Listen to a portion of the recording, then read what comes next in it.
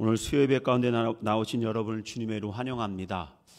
주변분에게 이렇게 인사했으면 좋겠습니다. 올 한 해 행복 가득한 한 해가 되길 바랍니다.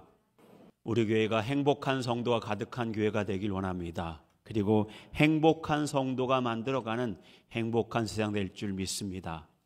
그리고 사도행전의 역사가 우리의 삶에서 드러나길 원합니다. 사도행전 말씀 읽어가는 이유는 바로 사도행전적 교회가 우리 교회가 되기를 원해서입니다. 오늘은 이 말씀을 의지해서 전하기를 그치지 아니하더라 라는 제목을 가지고 하나님 말씀 같이 나누기 원합니다. 2020년 2월에 기독교 윤리실천운동에서 한국교회의 사회적 신뢰도라는 것을 조사했습니다. 매년 약 3년간의 텀을 두고 매년 발표를 합니다. 올해도 발표하겠죠. 가장 최근의 것이 2020년의 것이기 때문에 그때의 것을 소개합니다. 그들이 질문한 것은 이겁니다. 가장 신뢰하는 종교는 어떤 종교냐? 33%가 천주교를 대답했습니다. 23.8%가 불교라고 대답했습니다. 그리고 개신교는 6.1%입니다.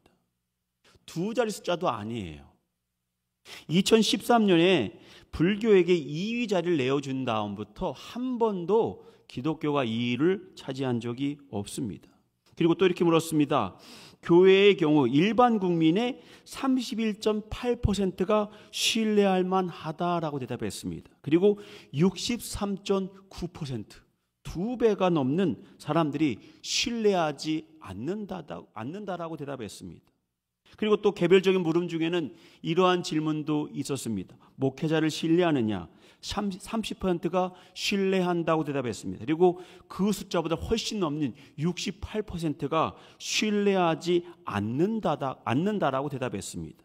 반대로 교인을 신뢰하느냐고 물었을 때 32.9%가 신뢰한다고 대답했고 65.3%가 신뢰하지 않는다라고 대답을 했습니다.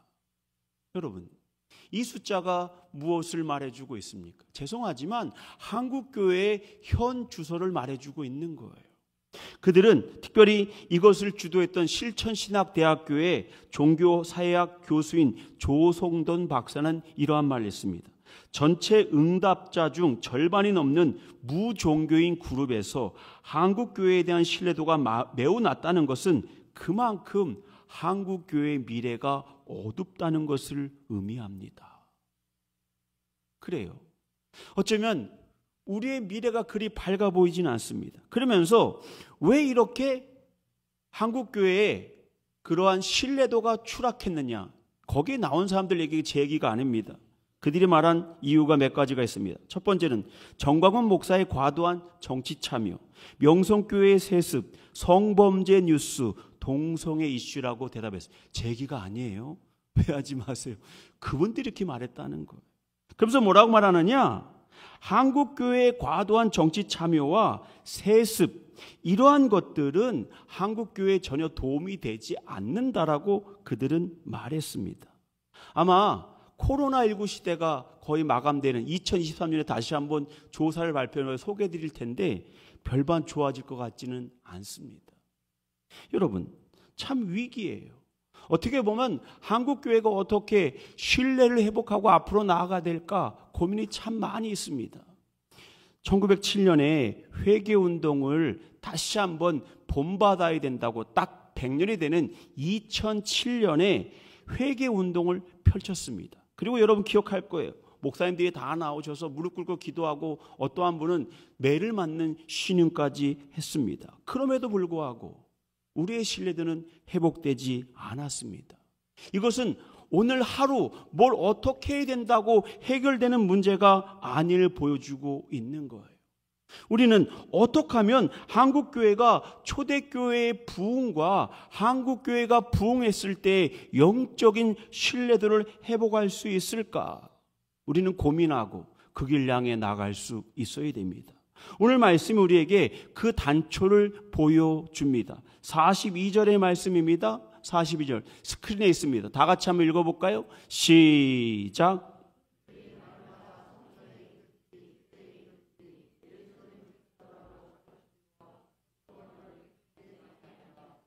아멘. 여기 그들은 누구냐? 예수 그리스도의 제자들입니다.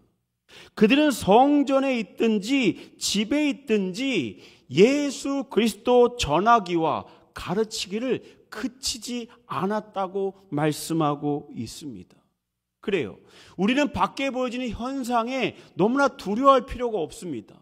정말 큰 문제는 세상이 우리를 좋아하느냐 싫어하느냐의 문제가 아닙니다. 정말 큰 문제는 우리 자신이 얼마나 하나님의 말씀에 붙잡혀 오늘을 살아가느냐에 달려 있습니다. 죄송하지만요, 세상을 우리를 그리 좋아한 적 별로 없습니다. 심한 경우에는요, 핍박했고 우리를 순교의 길로 인도했던 것이 세상입니다. 그러므로 우리가 정말 중요하게 생각해야 될 것은 현상이 아닙니다. 정말 중요한 것은 우리가 정말 제자들이 살아갔던 것처럼 본질에 충실하여 오늘을 살아가고 있는가. 좀 다른 얘기인데요, 프랑스의 루이 14세라는 유명한 왕이 있습니다. 자신을 태양왕이라고 했고 짐이 곧 국가라고 말할 정도로 교만했던 사람입니다. 그런데 이 사람이요, 평생 딱 3번 목욕을 했답니다. 믿기십니까? 딱 3번. 목욕을 그렇게 싫어했습니다. 이유가 있습니다. 당시에 어떠한 통념이 있었냐 하면, 목욕을 하면 병에 걸린다는 통념이 있어서 그는 씻기를 거절했습니다. 그리고 어땠을까요? 냄새가 났겠죠. 그의 옆에 가면 엄청난 악취가 났답니다. 그래서 그가 그 악취를 막기 위해서 발명한 것이 뭐냐면 향수예요, 향수.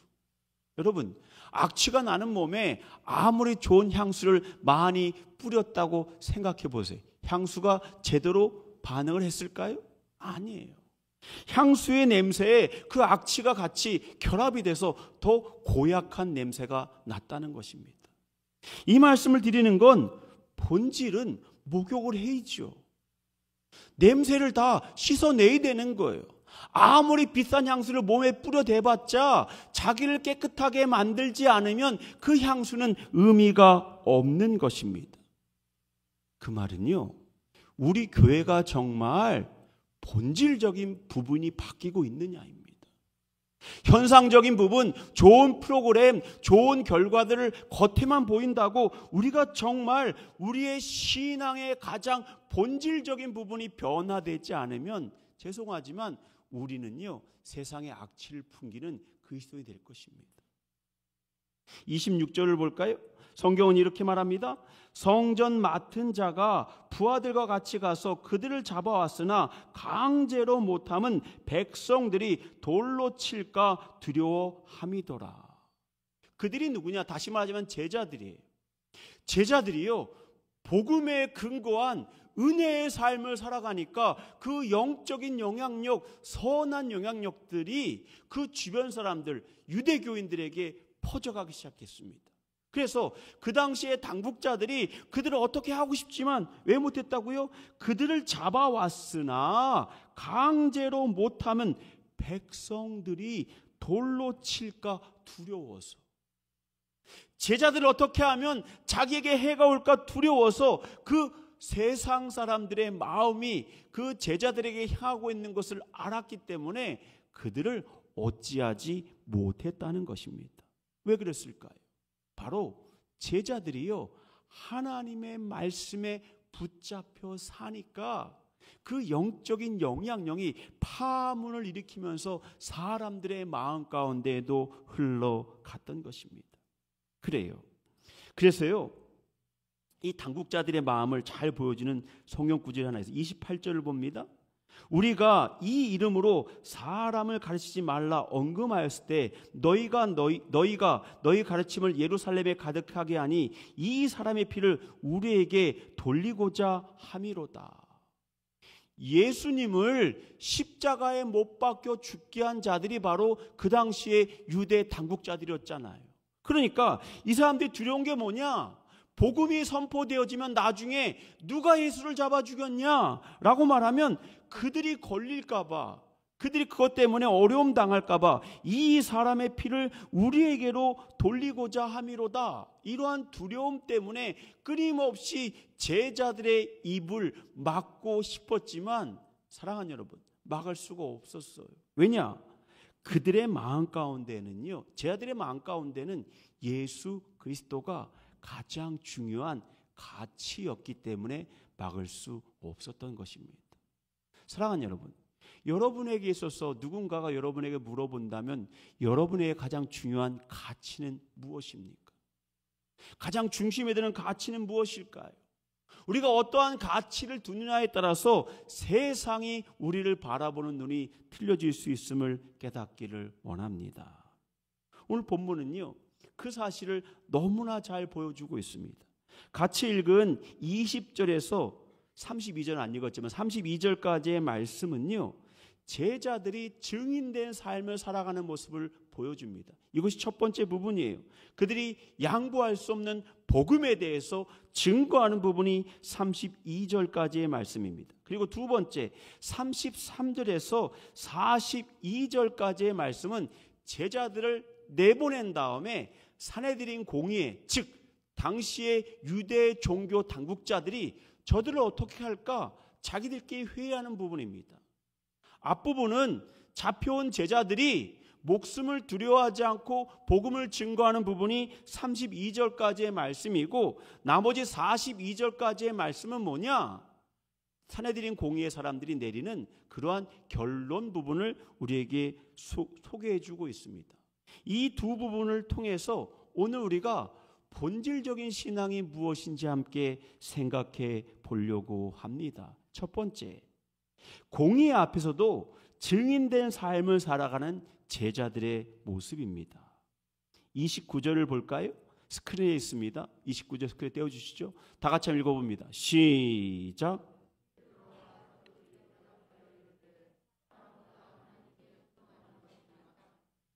아멘. 공의에 끌려왔어요. 그리고 말하지 말라고 말하는 그들에게 제자들이 뭐라고 말하느냐? 사람보다 하나님께 순종하는 것이 마땅하도다. 그래요. 그들의 마음의 중심에는요, 예수 그리스도께서 거하고 계셨습니다. 그리고 성령의 충만함을 살아가니까 사람을 보지 않고 하나님의 뜻을 우선에 두고 살아가는 믿음의 사람이 되었던 것입니다. 여러분, 세상에서요, 가장 무서운 사람은요, 보이지 않는 무형의 가치를 따라 사는 사람입니다. 여러분, 눈에 보이는 물질을 위해 사는 사람은요, 물질 때문에 언제나 변화될 수 있어요. 더 많은 돈을 주면 그 사람을 따라가는 것이 바로 물질의 우선적 가치를 두고 살아가는 사람의 모습입니다. 그런데 말입니다, 복음의 가치, 그 다음에 예수 그리스도의 가치를, 보이지 않는 그 가치를 위해 살아가는 사람은요, 세상이 어찌할 수 없는 겁니다. 로마를 복음화시키고 로마를 뒤집은 것은요, 물질의 힘이 아닙니다. 권력의 힘이 아닙니다. 바로 복음의 힘이었던 것입니다. 제 아들이 그래요. 30절을 볼까요? 이렇게 말합니다. 너희가 나무에 달아 죽인 예수를 우리 조상의 하나님이 살리시고, 그분을 살리신 분은 하나님이시다. 이러한 부활의 확고한 믿음이 있었기 때문에 제자들은 흔들리지 않았습니다. 그들이 앞에 있는 유대 종교 당국자들이 자기의 목숨을 어찌할 수 있지만 자신의 영혼은 파괴할 수 없다는 강력한 믿음이 있었던 것입니다. 31절에 또 이렇게 말합니다. 이스라엘에게 회개함과 제사함을 주시려고 그를 오른손으로 높이사 임금과 구주로 삼으셨느니라. 여러분, 제자들의 말을 잘 들어보세요. 십자가, 부활, 제사함, 구주, 왕대심, 그들이 말하고 있는 가장 중요한 것은 복음입니다. 복음. 복음에 사로잡힌 사람이었던 것입니다. 그리고 이 복음의 증인이 되었습니다. 32절을 볼까요? 32절의 말씀입니다. 다 같이 한번 스크린 보고 있습니다. 시작.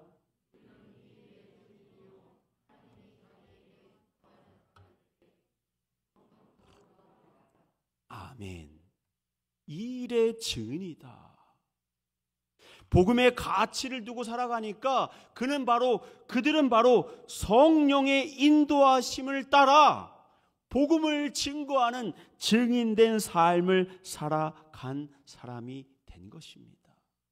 여러분, 우리가 다른 걸 다 양보해도요, 복음에 대해서 전혀 타협하지 않는 믿음의 사람들 되시길 바랍니다. 우리가요, 가끔 복음주의라는 얘기를 듣는, 우리는 복음주의 교회이고 우리는 복음주의를 따릅니다라고 말합니다. 이 복음주의는 무엇을 말할까요? 제가 오늘 몇 가지 핵심 내용을 소개하려고 합니다. 복음주의는요, 성경은 기록된 유일한 하나님의 말씀임을 믿는 겁니다. 기록된 유일한 하나님의 말씀이다. 두 번째, 예수 그리스도만이 유일한 구주이시다. 세 번째, 예수 그리스도는 동정녀로 탄생하셨고 성육신하셨다. 즉 하나님께서 육신이 되어 우리 가운데 오셨다라는 고백을 합니다. 네 번째, 예수님이 십자가에 죽으셨고 부활하셨으며 지금은 승천하셔서 하나님 오른편에 앉아 계신다. 다섯 번째, 오순절의 성령의 역사와 성령 충만의 사건이 오늘 우리의 삶에도 재현되고 있다. 그리고 마지막, 다시 오실 예수 그리스도를 믿는다. 이것이 바로 복음주의 교회가 표방하고 있는 중요한 6가지 핵심 교리예요. 여러분, 이것은요, 전혀 양보할 수 없는 거예요. 다른 것은 양보할 수 있지만 복음은 양보할 수 없음을 깨닫기를 원합니다. 여러분, 다른 거는요, 열려진 마음을 받아들일 수 있어요. 중세시대 때요, 얼마나 한심한 논쟁을 한 줄 아십니까? 그들 논쟁 중에 이런 논쟁이 있었습니다.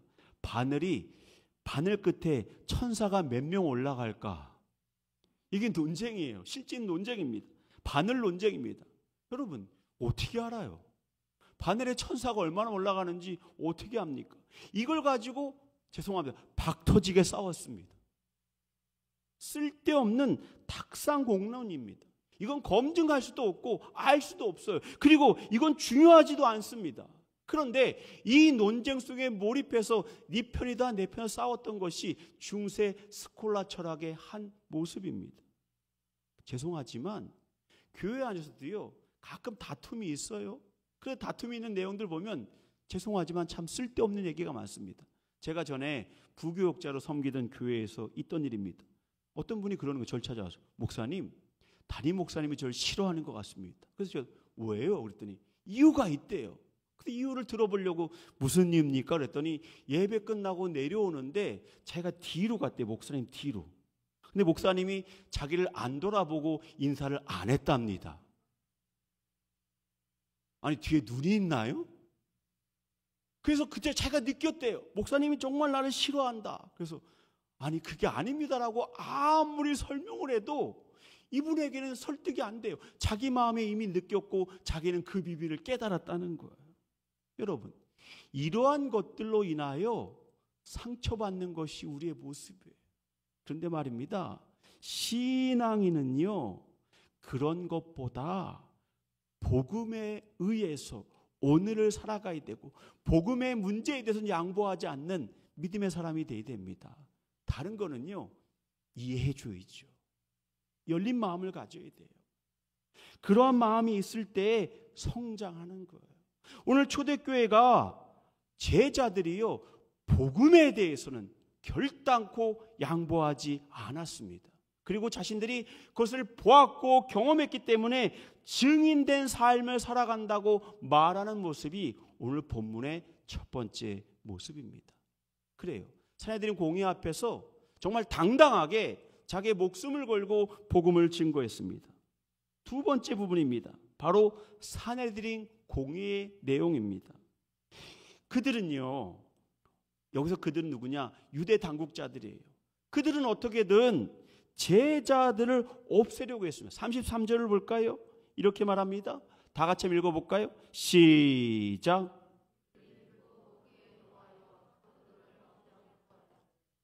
아멘. 어떻게든 하고 싶었어요. 그래서 34절에 보니까 사도들을 잠깐 밖에 나가게 하고, 자기들끼리 이제 저들의 얘기는 다 들었고 그들은 어떻게든 없애야 되겠다고 생각했습니다. 그랬더니 두 파가 경쟁을 했어요. 하나는 강경파인 매파가 있었습니다. 어떠한 대가를 치르더라도 저들을 이 자리에서 어떻게든 손봐야 되겠다는 사람들이 바로 매파입니다. 그리고 비둘기파가 있었습니다. 합리적인 사람들, 유연한 사고를 가진 사람들이 있었습니다. 랍비인 가말리엘이 그때 등장합니다. 가말리엘이 누굽니까? 여러분 이 이름을 들어보셨잖아요. 사도 바울이 회심하기 전에 모셨던 스승이 가말리엘입니다. 이 사람은요 당시에 저명한 랍비였습니다. 당시에 6명의 저명한 랍비를 랍반이라고 불렀습니다. 이 랍반에 들어가는 사람이 바로 가말리엘이었습니다. 그의 의견은 소수였고 비둘기파였지만 이 가말리엘이라는 사람을 무시할 수는 없었습니다. 그가 이렇게 말합니다. 38절에 그의 주장이 나옵니다. 이제 내가 너희에게 말하노니 이 사람들을 상관하지 말고 버려두라. 이 사상과 이 소행이 사람으로부터 났으면 무너질 것이요. 지금 어떻게든 처리하자는 사람들에게 가말리엘이 나서 뭐라고 말하냐면, 야 이게 만약에 하나님이 하신 일이 아니라면 그들은 스스로 무너지게 돼 있다. 그러면서 두 사람을 듭니다. 36절에 나오는 드다, 37절에 나오는 갈릴리의 유다라는 사람을 듣습니다. 드다는 누구냐? 마술을 부리면서 자기가 메시아라고 주장했던 사람입니다. 그래서 수백 명의 무리가 따랐다고 성경에 나와 있어요. 수백 명의 사람이 따랐습니다. 그러나 그들 가운데 다툼이 일어서 그들 가운데 한 사람이, 제 아들 가운데 한 사람이 드다를 죽입니다. 그걸로 끝났습니다. 그 다음에 갈릴리 유다는 누구냐? 열심당원, 젤롯당원이라고 하는 열심당원이었습니다. 로마를 반대하는 사람이었습니다. 로마 반대 운동을 펼쳤고 폭동과 반란을 꾀했습니다. 그가 결국 로마로부터 탄압을 당하고 진압되어서 죽음에 이르렀던 거예요. 가말리엘은 이 두 사람을 듣습니다. 바로 드다와 갈릴리의 유다라는 사람을 들이면서 이들 모두는 하나님의 일이 아니라 세상의 일을 도모했기 때문에 결국 망했다. 그러므로 우리가 저들을 당장 어떻게 하지 말고 저들을 가만히 두고 보자. 저들은 스스로 멸망할 것이다라고 가말리엘이 주장했던 것입니다. 어떻게 보면 참 좋은 주장이죠. 여러분 근데 그거 아십니까? 전도하다 보면은요 오히려 반대하는 사람들요, 저도 전도를 많이 해봤지만 반대하는 사람들은 논리를 깨트리면 나중에 할 말이 없어서 예수를 믿는 사람이 많아요. 그런데 가장 힘든 사람 어떤 사람인지 아십니까? 다 이해해, 다 맞는 말이야, 좋아, 종교 믿는 거 참 좋은 일이야, 믿어야지. 근데 나는 말고. 이 사람이 더 무서운 거예요. 가말리엘은 쉬운 사람처럼 보이지만 사실 강경파보다 더 무서운 사람인 거예요. 가만히 두자라고 말하고 있지만 그의 마음 가운데는 일도 그 말을 믿지 않고 있는 거예요. 우리는 간혹 내 말을 잘 들어주니까 그가 복음을 받으려는데 생각할 경우가 있습니다. 아니에요. 정말 중요한 것은 그 사람의 귀가 열려서 하나님의 말씀을 듣고 있느냐입니다. 가말리엘은 그러한 사람이 아니었다는 겁니다. 결국 어찌되었든 가말리엘의 의견이 채택됩니다. 40절을 볼까요? 이렇게 말합니다. 사도들을 불러들여 채찍질하며 예수의 이름으로 말하는 것을 금하고 놓으니. 백성들이 무서워서 어떻게 할 수는 없고 채찍을 행사한 다음에 그들을 내어 주었다라고 성경은 말합니다. 41절에 이렇게 말합니다. 사도들은 그 이름을 위하여 능력받은 일에 합당한 자로 여기심을 기뻐하며 공의 앞을 떠나니라. 참 멋지지 않습니까? 복음 때문에 능욕당하는 것을 오히려 기뻐했다는 거예요. 왜냐? 제자들의 마음의 중심에 예수 그리스도가 자리 잡고 있기 때문에. 혹시 신앙생활 하는 것 때문에 어려움 당하십니까?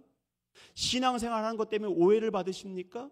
신앙생활 하는 것 때문에 질시를 받으십니까? 사랑하는 여러분, 신앙생활 때문에 어려움 당하는 것을 인하여 기뻐하는 믿음의 사람이 되길 원합니다. 제대로 믿고 있는 거예요. 제대로 갖고 있는 거예요. 신앙생활 잘하면 잘할수록요, 세상은 우리를 미워합니다. 그리고 세상은 우리를 질시합니다. 그리고 잘못되었다고 손가락질합니다. 디모데후서 4장 2절에 이렇게 말합니다. 다 같이 한번 스크려보겠습니다. 시작.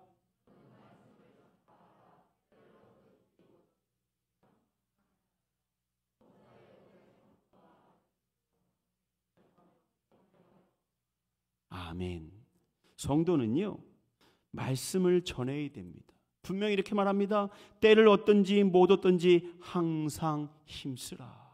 여러분, 말씀 전하는 것 때문에, 신앙생활하는 것 때문에 우리가 세상으로부터 질시를 받고 박해를 받는다면 그때가 오히려 기뻐할 때입니다. 왜냐? 하나님의 은혜 가운데 우리가 온전히 사로잡힌 거예요. 세상은 말입니다, 복음에 대해 호의적이지 않습니다.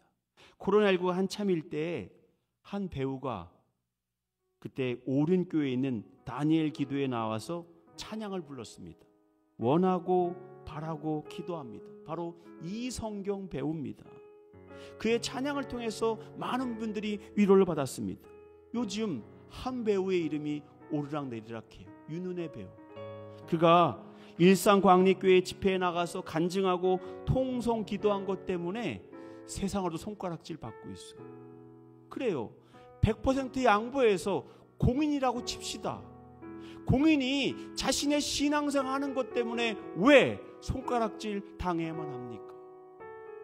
그렇지만 그들은요, 이 모든 것을 감수하고 당당하게 기도하고 간증하고 찬양하는 믿음의 사람이 되었습니다. 오늘 우리도 마찬가지입니다. 우리가 주님 앞에 올바로 섰을 때 세상이 우리를 미워합니다. 그러할 때 오히려 당당하게 주님 앞에 기도하며 하나님의 말씀을 증거할 수 있는 믿음의 사람 되시길 주님의 이름으로 축원합니다. 찬양을 하나 부르겠습니다. 바로 이성경 배우가 불렀던 원하고 바라고 기도합니다. 이 찬양 부르시고 여러분을 축복하고 예배를 모두 마치겠습니다. 이 세상을 살아가는 동안에 나의 힘을 의지할 수 없으니 기도하고 낙심하지 말 것은 낙심하지 말 것은 주께서 참 소망이 돼 주의 길을 걸어가는 동안에 주의 길을 걸어가는 동안에 세상의 것 의지할 수 없으니 감사하고 낙심하지 말 것은 낙심하지 말 것은 주께서 참 기쁨이 되시 하나님의 꿈이 나의 비전이 되고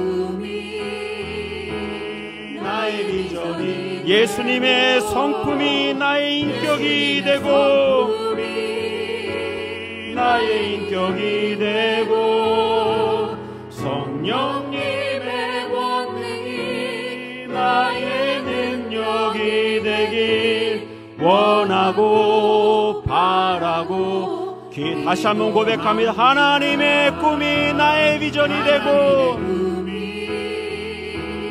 나의 비전이 되고 예수님의 성품이 나의 인격이 되고 성령님의 권능이 나의 능력이 되길 원하고 바라고 기도합니다. 기도하겠습니다. 하나님, 세상을 살아갈 때 하나님의 사람들이 질시를 당합니다. 때로는 예수 믿는 것 때문에 어려움을 당합니다. 하나님, 그러나 우리 안에 복음의 능력이 있음을 믿습니다. 하나님, 복음의 능력이 우리 안에 있기 때문에 우리가 오히려 능욕당할 때 사도들처럼 기뻐할 수 있는 믿음의 사람들 되게 하여 주옵소서. 그리고 정말 하나님이 주신 비전과 꿈과 소망을 가지고 오늘을 당당히 살아내는 하나님 사람들 되게 하여 주옵소서. 이제 세상으로 돌아갑니다. 하나님, 세상 가운데 작은 예수의 삶을 살아가게 하여 주옵소서. 그리고 성령님과 동행함으로써 행복하고 기쁜 삶을 살아가는 믿음의 사람들 될 수 있도록 주여 함께 하시고 역사하여 주옵소서. 이제는 우리 주 예수 그리스도의 은혜와 하나님 아버지의 극진하신 사랑하심과 성령님의 감화 교통 충만하신 은총이 오늘 복음에 사로잡혀 오늘 기쁨을 살아가는 하나님 사람들 위해 지금부터 영원토록 함께 하시기를 간절히 축원하옵나이다. 아멘.